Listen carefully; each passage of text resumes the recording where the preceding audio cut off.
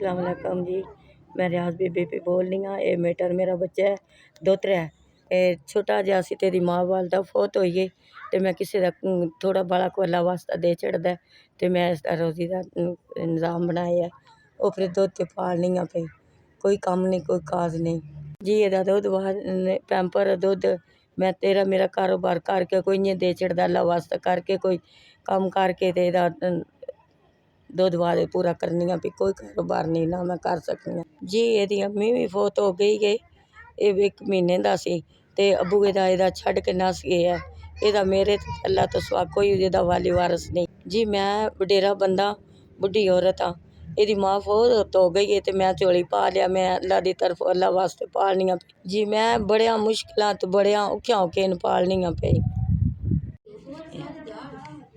2 3 4 5 मेहरबानी भाई जी। अल्लाह तुहानू बहुता बहुता देवे, अल्लाह तुहाडी जिंदगी करे। 5000 रुपया पहुँचया तुहाडा ते मैं बहुत माड़ी मस्कीन बुड्ढी हाँ।